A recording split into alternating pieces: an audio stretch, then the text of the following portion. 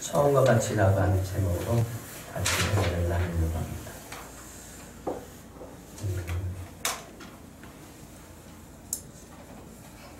작가 이철환 씨가 있는데 이분은 화가가 되고 싶어서 수많은 밤을 새워가면서 그림을 그렸던 청년입니다. 몇 점의 그림을 좀 팔아보려고 도남동에서 돌아다니고 또 여자 중학교를 찾아다니고 또 마로니아 공원 앞에서 또 도서관 앞을 서성거리면서 이 그림을 좀 팔아보려고 애를 썼지만 아무도 사주는 사람이 없었습니다. 기름때가 잔뜩 찌든 그 작업복을 입고서 공돌이 생활을 했습니다. 삶이 피곤하고 지칠 때 그런데 절망하지 않았다고 합니다. 리아크에서 사과 하나를 사 먹고 그것을 깨물어 먹으면서도 절망하지 않았다고 합니다. 어떻게 그런 상황에서 절망하지 않고 살아갈 수 있었을까? 이 사람은 이렇게 고백을 합니다. 하나님이 계셨기에 절망하지 않았습니다. 누가 계셔서요? 예. 그림이 한 점도 안 팔리고 자기 생활이 너무너무 힘들고 또 어렵고 지쳐있는 그런 삶 속에서도 실망하지 않을 수 있었던 것은 그에게 이런 믿음이 있습니다. 그런 믿음이 있었기 때문에 그렇다라고 하는 거예요. 하나님이 나와 함께 하신다. 저 여러분 안에 주님이 늘 함께 하심을 믿으시기 바랍니다. 작가로서 한 권의 책을 준비하는데 7년이 걸렸어요. 그래서 출판사를 돌아다니면서 자기 책을 좀 내달라고 했습니다. 한 군데 거절당하고 두 군데 거절당하고 세 군데 거절당하고 5군데 거절을 당했습니다. 그래도 실망하지 않았습니다. 왜요? 누가 함께 하시기 때문에? 하나님이 함께 하시기 때문에. 근데 6번째 출판사에서 그 원고를 받아줌으로 책이 출판되어졌습니다. 그리고 2번째 책은 300만 명이 읽는 그런 베스트셀러가 됐다고 합니다. 이 사람이 바로 연탄길 행복한 고물상을 썼던 저자인 이철환 씨입니다. 아무리 돌아다녀도 자신의 그림을 사주지 않았습니다. 그런데 이 사람이 쓴 책 안에 이 그림을 다 넣어서 우리가 그 그림을 통해서 이 작가를 만날 수 있었고 그 그림을 통해서 감동을 받게 되어졌습니다. 우리가 절망 속에 있을 때 절망 가운데 일어선 사람들의 이야기를 들으면 용기를 얻고 위로를 얻고 또 힘을 얻게 되어집니다. 하지만 우리에게는 어떤 절망적인 상황 속에서도 늘 함께 하시는 주님이 계심을 믿으시기 바랍니다. 우리 주님은 그 절망에서 우리와 함께 하실 뿐만 아니라 그 절망에서 우리를 일으켜 세워주시고 또 우리를 힘차게 달려갈 수 있는 그 힘을 공급해 주시는 분입니다. 기대하고 소망을 하면서 우리가 새해를 출발했습니다. 하지만 우리가 기대하고 소망했었던 일들 가운데 또 우리가 생각하지 않은 일 때문에 절망에 빠질 수가 있습니다.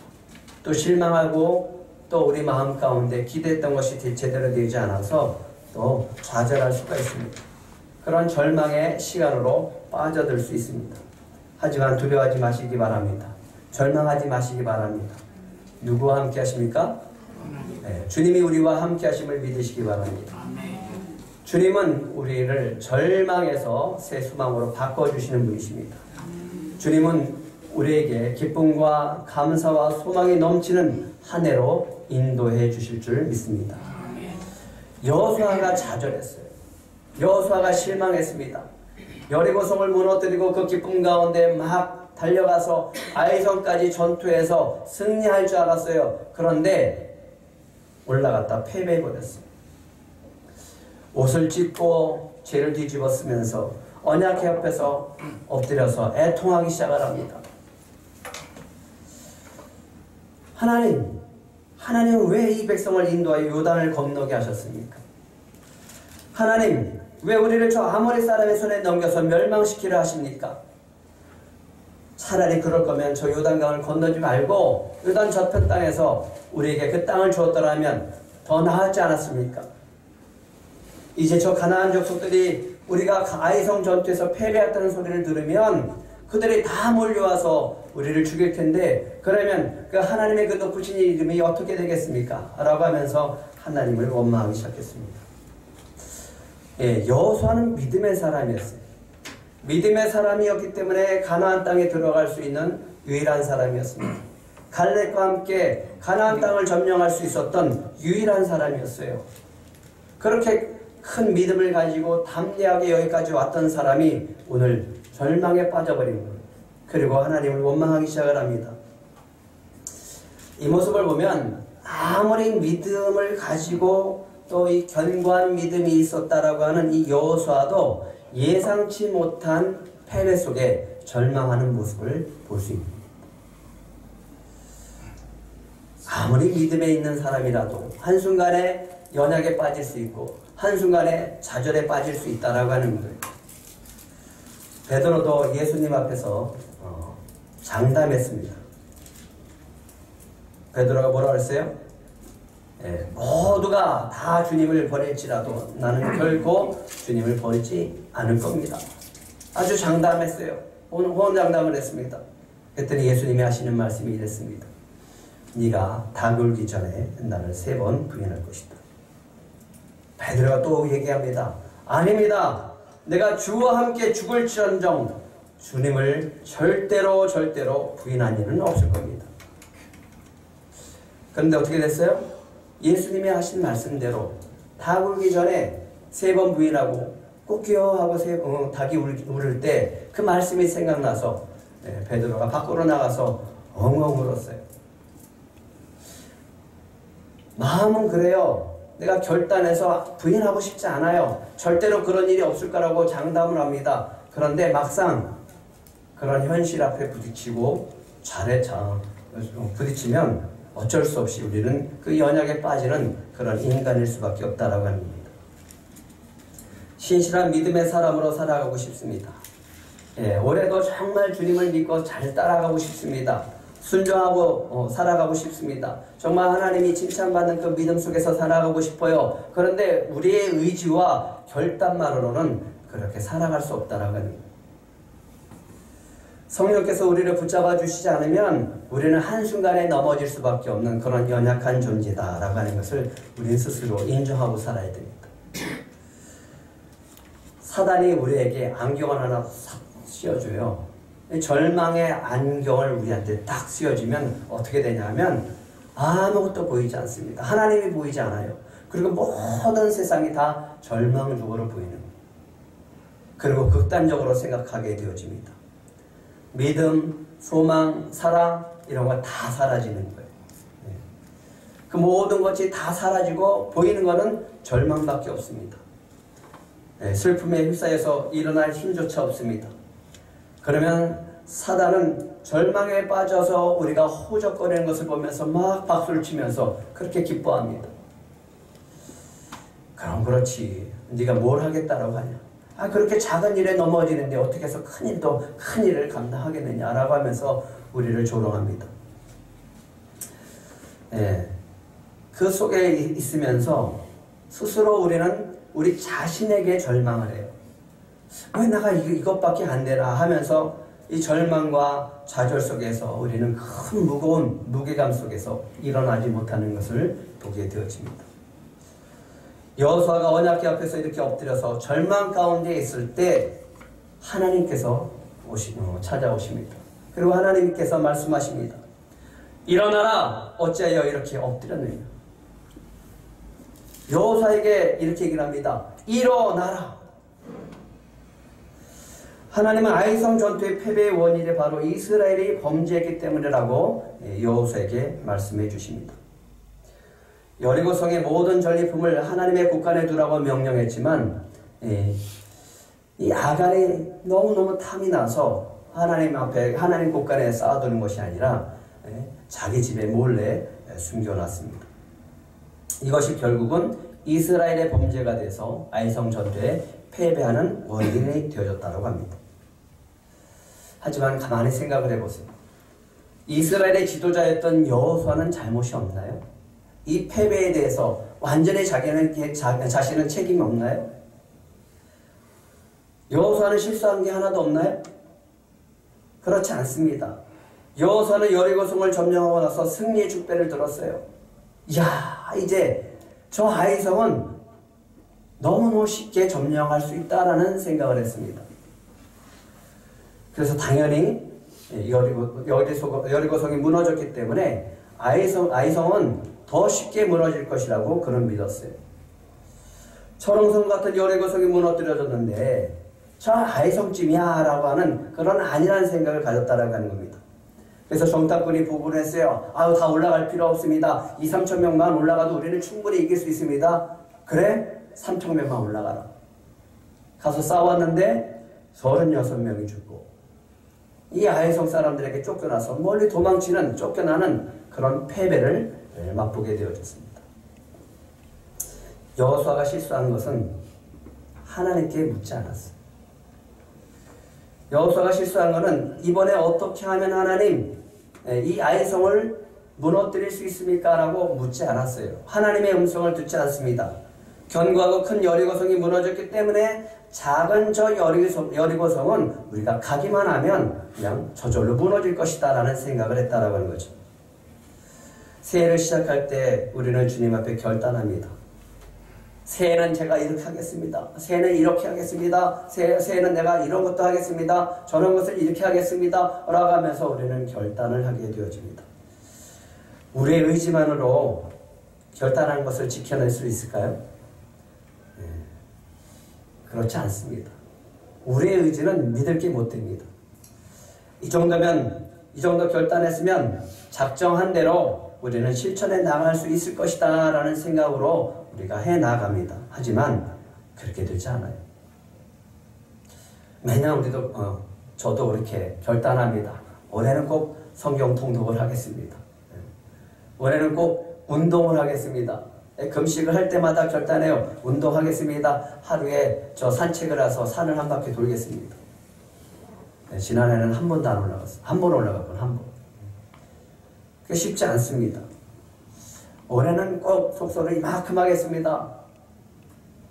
근데 그게 제대로 되나요? 우리가 생각하고 우리가 결단한 것처럼 우리의 삶 속에서는 그렇게 실천할 수 있는 환경이 조성되지 않는 것을 보게 되어집니다.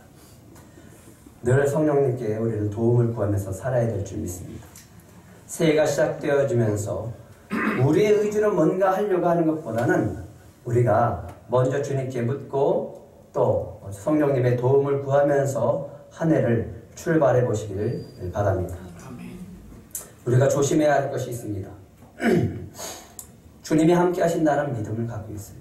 주님이 항상 우리와 함께 하시는 것을 우리는 믿고 살아갑니다. 그런데 그 주님이 우리와 함께 하시는 그 주님께 우리는 잘 묻지를 않아요. 함께 하시니까 거기까지예요. 주님 제가 어떻게 해야 될까요? 주님 어떻게 해야 될까요? 성령님께 늘 묻고 살아야 되는데 그냥 함께 하신다라고 하는 믿음이 있지만 구체적으로 묻지 않고 그 음성을 듣지 않고 그 뜻을 쫓아 살아가지 않는다라고 하는 겁니다. 그래 작년에 이랬으니까 지난번에 이랬으니까 여리고성을 무너뜨렸으니까 뭐 아이성쯤이야 이렇게 생각하는 거예요.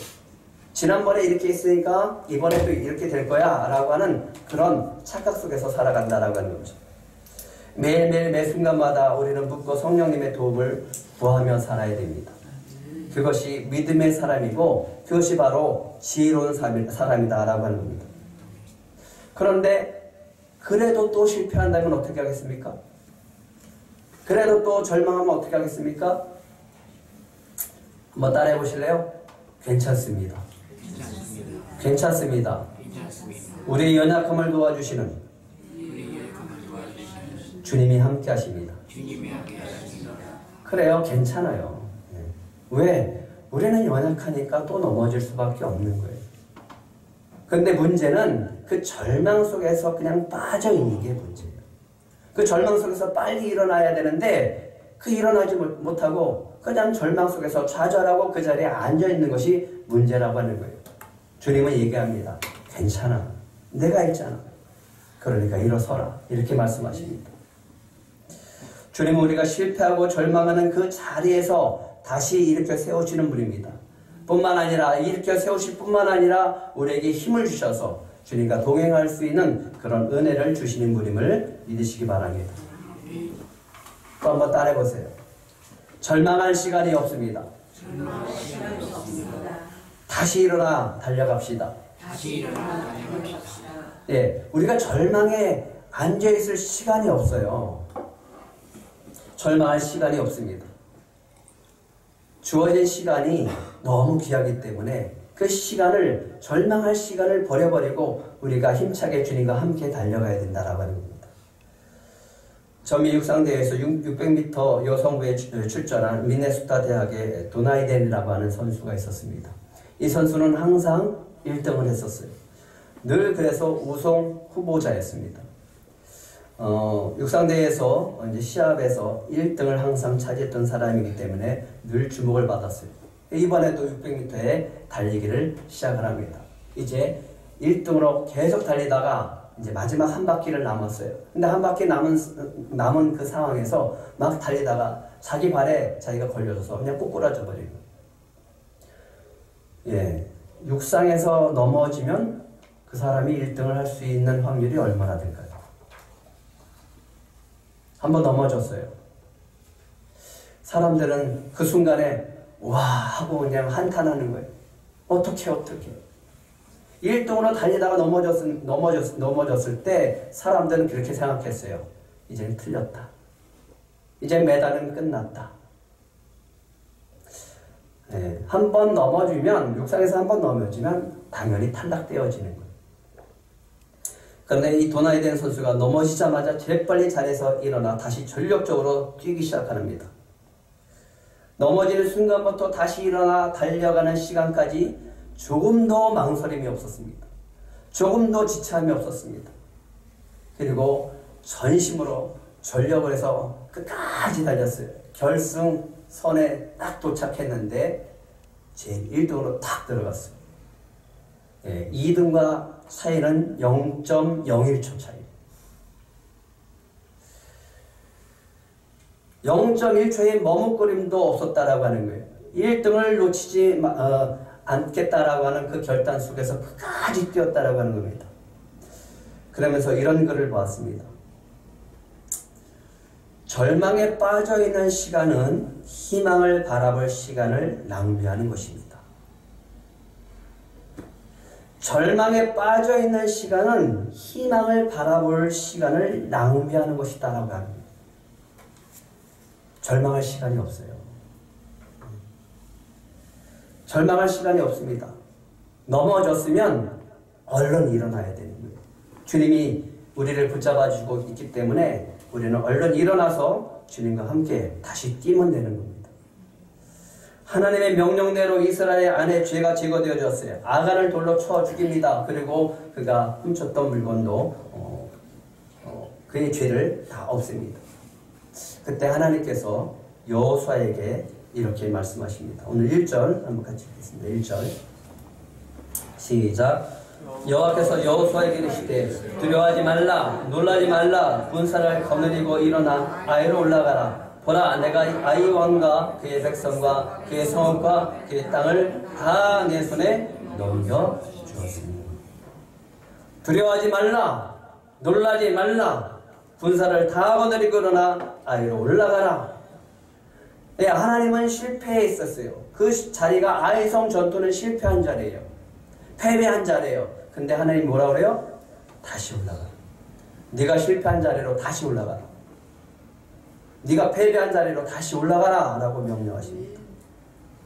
하나님께서 모세가 죽고 여호수아를 이스라엘 지도자로 세우시면서 처음에 뭐라고 했습니까? 두려워하지 말라 강하고 담대하라 라고 하셨어요. 근데 오늘 하나님이 처음처럼 다시 말씀하시는 거예요. 두려워하지 말라 놀라지 말라. 강하고 담대하라. 두려워하지 말라 놀라지 말라. 내가 어디를 가든지 내 하나님 여호와가 너와 함께 하느니라. 그 말씀을 오늘 주님이 처음과 같이 다시 말씀해 주십니다. 하나님이 처음 여호수아를 부르실 때 그 말씀하신 것처럼 오늘 실패의 자리에 너는 다시 올라가라. 두려워하지 마라. 강하고 담대하라. 오늘 실패와 절망에 빠져 있는 여호수아에게 처음과 같이 다시 말씀하십니다. 두려워하지 말라, 놀라지 말라, 군사를 다 거느리고 일어나 아이로 너가 패배한 그 자리로 다시 올라가라. 그리고 얘기합니다. 보라, 내가 아이 왕과 그의 백성과 그의 성읍과 그의 땅을 다 내 손에 넘겨주어노라. 하나님은 여호수아를 처음에 부를 때 그 마음과 오늘 다시 그 실패의 자리로 돌려보낼 때 그 마음은 똑같으십니다. 주님은 우리를 부르실 때나 우리가 실패의 자리에서 절망할 때나 동일하게 우리를 사랑하시고 우리를 붙잡아 주시는 분임을 믿으시기 바랍니다. 우리가 작심한 것 3일밖에 행하지 못할 때, 아니 3일도 못한다 라고 하는 그 뜻에서 작심3일이라는 그런 말을 잘 쓰게 되어집니다. 굳게 마음을 먹었습니다. 하지만 사흘도 못 가서 흐지부지 된다는 뜻으로 결심을 끝까지 지키지 못하는 사람을 비아냥거리는 말로 우리가 쓰고 있습니다. 작심3일. 그런데 이 작심3일의 유래가 있습니다. 고려시대 때 고려공사 3일이라는 속담이 있었다고 합니다. 어떤 정책이나 법령을 내놓으면 이 사흘 만에 뒤바꿔버리는 거예요. 근데 이것이 조선시대까지 내려와서 조선공사 3일이라는 속담으로 계속 이어지면서 한 번 시작한 일을 오래 지속하지 못한다라는 그런 뜻으로 내려오게 되어졌습니다. 근데 이와 관련해서 조선 중기의 문신이자 우리나라 최초의 야담지를 쓴 소라문학가인 유몽이라는 사람이 어휘야담이라고 하는 곳에서 유송령의 일화를 이렇게 소개하고 있습니다. 한 번은 이 유송령이 공문을 각 부울에 발송하라는 명령을 내립니다. 근데 이게 명령을 내리고 나니까 이제 실수한 것이 보여졌어요. 그래서 다시 그 공문을 다시 회수시킵니다. 그런데 영리가 진작 3일 전에 발송시켜야 될 이 공문을 발송도 안 하고 그대로 가져오는 거예요. 그래서 참 한심해 보여서 유성령이 영리에게 이렇게 얘기합니다. 왜 발송도 하지 않았냐고. 이 3일 전에 발송됐어야 될 이 문서가 왜 그대로 나한테 돌아왔냐고 이렇게 얘기를 합니다. 그러면서 막 그게 화를 내니까 영리가 한다는 소리니까 이런 얘기를 하는 거예요. 속담에 조선공사 3일이란 말이 있지 않습니까? 어차피 사후에 다시 고쳐질 거 그런 것을 예상했기 때문에 발송하지 않았습니다. 용홍인이 이 일화를 후세에 남긴 이유가 있다라고 합니다. 이거는 유성룡처럼 그런 실수를 할 수 있으니까 무턱대고 떠오르는 대로 하지 말고 사흘 동안 심사숙고해서 생각하고 결정하라는 뜻에서 그렇게 얘기했다라고 합니다. 우리가 무엇인가 작심한 것이 3일도 가지 않을 때 우리는 스스로 생각해요. 야, 나 이것밖에 안 되나? 이것도 못하나? 하는 그런 자괴감을 갖게 되어집니다. 좀 더 신중했어야 되는데 무턱대고 내가 이렇게 결정한 거 아닐까? 그래놓고 또 실천하지 못해서 우리 스스로 좌절할 때가 있습니다. 직장사회연구소에 원영일 목사님이 계시는데 이 목사님이 하시는 말이 늘 생각이 나요. 1년이 365일 아닙니까? 그럼 1년 동안 계속해서 작심삼일을 반복해서 100번만 하면 그래도 이룰 수 있지 않냐 이거죠. 근데 일리가 있는 말인 것 같더라고요. 그만큼 우리는 우리가 작심한 것들이 이루어지지 않는 그런 연약함을 가지고 살아가고 있습니다. 하지만 주님은 처음이나 지금이나 언제나 동일하게 우리와 함께 하시는 분임을 믿으시기 바랍니다. 주님은 변하심이 없습니다. 주님은 우리를 항상 붙잡아 주시고 혹시라도 실패하고 좌절했을지라도 그 자리에서 일으켜 세우시는 분임을 믿으시기 바랍니다. 하나님은 오늘 여호수아에게 실패한 아이성으로 다시 올라가라고 명하십니다. 두려워하지 말라, 놀라지 말라, 군사를 다 거느리고 일어나 아이로 올라가라. 보라, 내가 그 아이성의 왕과 그의 백성과 그의 성읍과 그의 땅을 다 내 손에 넘겨주었노라. 이 말씀을 여호수아가 딱 받았을 때 어땠을까요? 마음이 기쁘죠.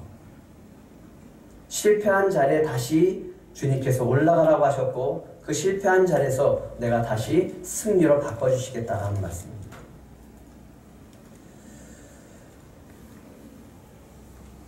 하나님께서 여호수아에게 처음 말씀하셨던 그 약속의 말씀이 떠오르지 않았을까?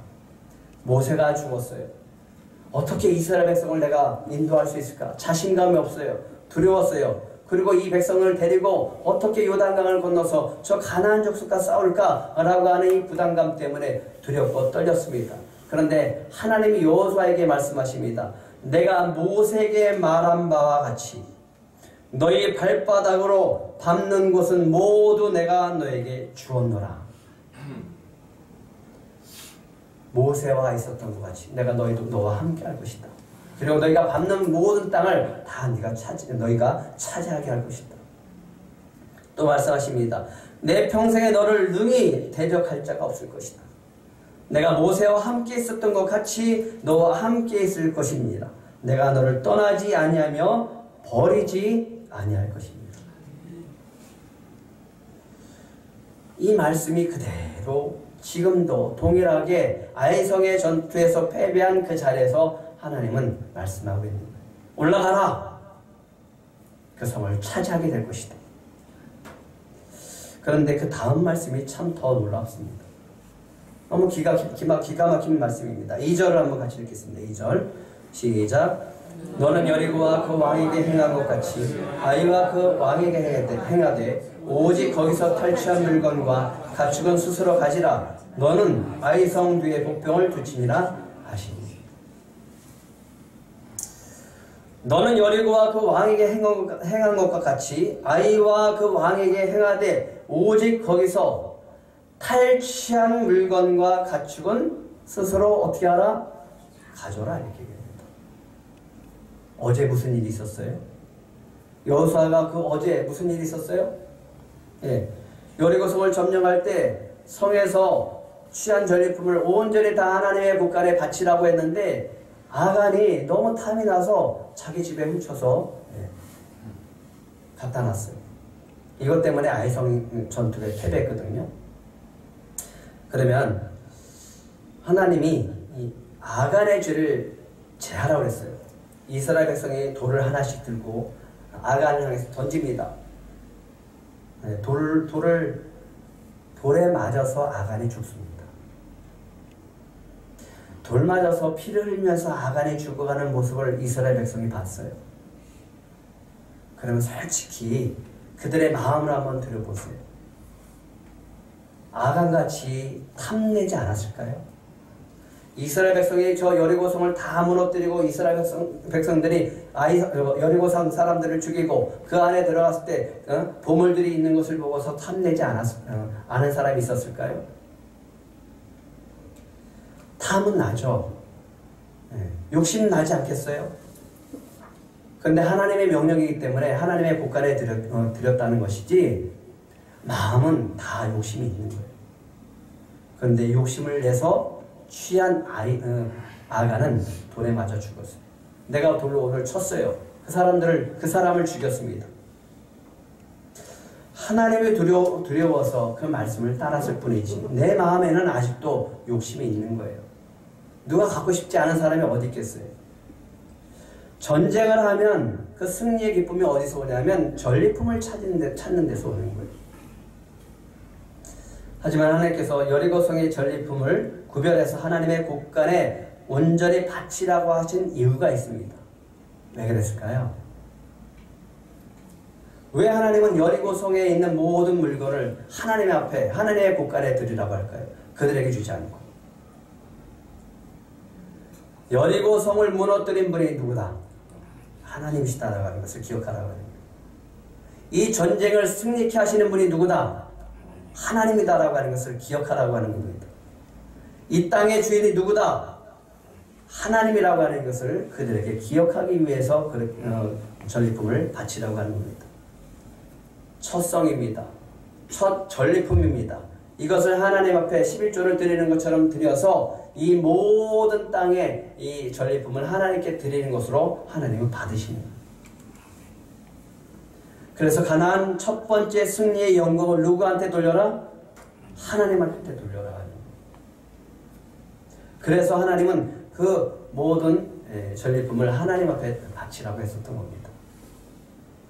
그런데 아이성 전투에서 실패했던 이스라엘 백성에게 하나님이 오늘 다시 올라가서 승리할 것이라고 약속하고 올라가라고 하면서 여호수아에게 뭐라고 합니까? 이 전리품을 어떻게 하라? 이제 스스로 가시라는 거예요. 하나님이 이제 전쟁에 승리한 이스라엘 백성에게 전리품을 취할 수 있도록 허락해 주시는 거예요. 그러면서 하나님이 주시는 것이 있습니다. 승리의 기쁨을 이제 누려라라고 합니다.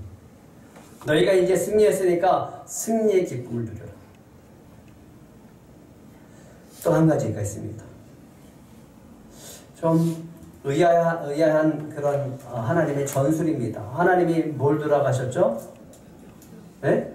복병을 두라고 합니다. 복병. 하나님은 여리고성을 어떻게 무너뜨렸어요? 하루에 한 바퀴 돌아라. 그리고 마지막 때는 7바퀴 돌아라. 그리고 너희가 함성을 우와 하고 지르면 여리고성이 무너질 것이다. 이게 말이 됩니까? 네? 상식적으로 이해가 됩니까? 근데 하나님은 도저히 우리가 믿을 수 없는 그 방법을 가지고 이스라엘 백성이 순종할 때 우와 하는 함성 속에서 제사장이 나팔을 불 때 함성을 지를 때 여리고성이 확 하고 무너지는 거예요. 참 기가 막힌 거죠. 하나님이 하셨음을 완전히 보여주셨습니다. 그런데 왜 아이성 전투에서는 복병을 두라고 하실까요? 이번에도 막 고함을 지르면 아이성군이 다 무너지고 아이성도 똑같이 여리고성처럼 무너질 수 있잖아요. 근데 하나님이 이번에는 복병을 두라고 합니다.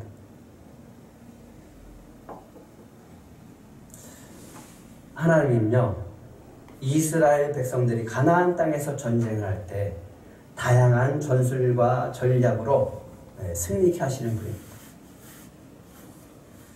그렇기 때문에 우리가 해야 될 것이 있습니다. 항상 주님께 묻는 겁니다.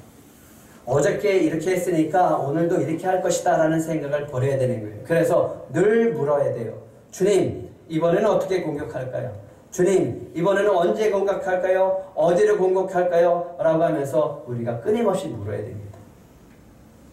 왜 그럴까?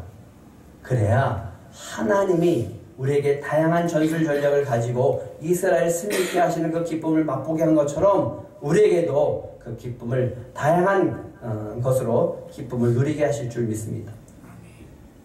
날마다 주님의 말씀 앞으로 나오시기 바랍니다. 그리고 매 순간 들으려고 하세요. 그리고 물으세요. 그러면 여러분들이 살아가는 올해 하루하루를 정말 하나님은 다양한 은혜를 통해서 여러분들에게 그 은혜를 베풀어 주실 줄 믿습니다. 여호수아가 자만함으로 소수만 데리고 올라갔다가 아이성 사람들에게 쫓겨났었습니다. 근데 하나님이 이번에는 누구의 자만을 사용하시냐면 아이성 사람들의 자만을 역이용하십니다. 전에는 이스라엘 군사들이 아이성 사람들에게 쫓겨나서 도망쳤습니다. 그런데 이번에도 하나님은 그렇게 하라는 거예요. 뒤에 복병을 두고 너희는 앞으로 가서 여리고성을 공격하는 것처럼 하다가 아이성 사람들이 성문을 열고 뒤쫓아오면 도망치려는 거예요.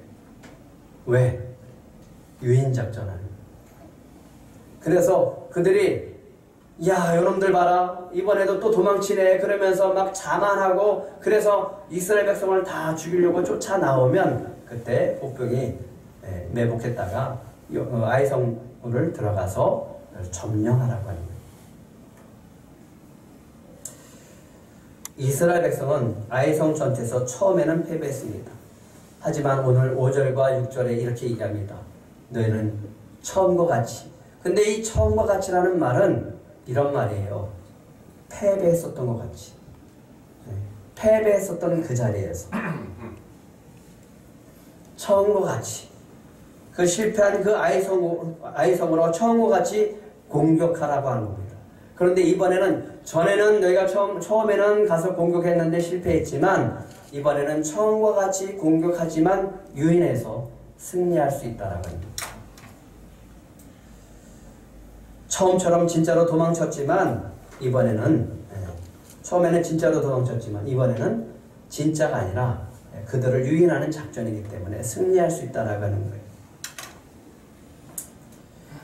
주님은 우리의 실패의 자리로 머물게 하는 게 아니라 실패의 자리에서 성공의 자리로, 그 실패의 자리에서 좌절의 자리에서 우리를 승리의 자리로 바꿔주시는 분임을 믿으시기 바랍니다. 네.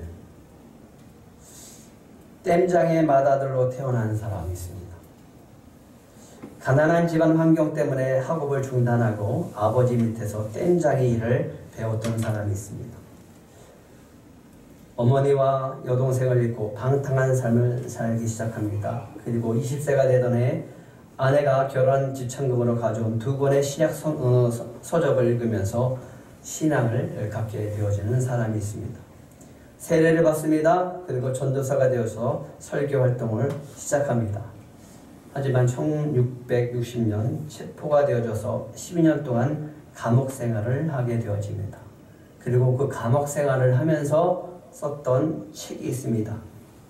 옥에 갇혀서도 책을 집필하면서 구원사역을 그치지 않았던 사람, 감옥에서 썼던 책이 바로 기독교 역사상 성경 다음으로 많이 읽혀진 책, 철로 역정의 저자 누구죠?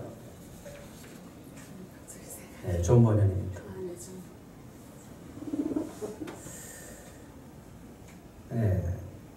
감옥에 있으면서 어떻게 이렇게 참 훌륭한 책을 쓸 수 있을까라는 생각을 해봅니다. 정말 이런 사람들은 우리가 존경할 만한 믿음의 선배입니다. 하지만 우리가 생각할 것이 있습니다. 그것보다 더 우리가 기억해야 될 것, 실패한 인생처럼 그렇게 살아가는 사람, 좌절에 빠져있는 그런 사람들을 건져서 세우셔서 믿음의 사람으로 세우시고 믿음의 본을 보이게 만든 그분이 누구십니까? 하나님이십니다. 존 버년도 위대하고 믿음의 사람도 위대하지만 그렇게 믿음의 사람으로 만드신 그 하나님이 더욱더 위대하신 줄 믿으시기 바랍니다. 우리가 그분을 믿고 살아야 됩니다. 주님은 그렇게 실패한 인생처럼 보이는 사람들을 택하셔서 오늘 승리의 자리로 바꾸시는 분입니다. 그래요, 우리에게 약점이 있습니다. 부족한 점이 있습니다. 그런데 하나님은 우리의 약점과 그 부족함을 강점으로 바꿔주시는 분입니다. 우리가 실패하고 좌절한 그 자리에서 우리를 붙들어 주시고 세워주시는 분입니다. 그리고 그 실패와 좌절과 절망의 자리에서 우리를 불러주실 때처럼, 그 처음의 자리처럼, 그리고 처음과 같은 마음으로 우리를 다시 세우시는 분이 주님이심을 믿으시기 바랍니다. 올해는 그런 일이 없었으면 좋겠지만, 하지만 그런 일이 있다 하더라도 우리가 실패하고 또 절망의 자리에 있을지라도 그 자리에서 빨리 일어나서 절망할 시간이 없습니다. 그리고 외치면서 일어나서 주님과 함께 새 힘을 얻고 날마다 새롭게 출발하는 저와 여러분이 되시기를 축복합니다.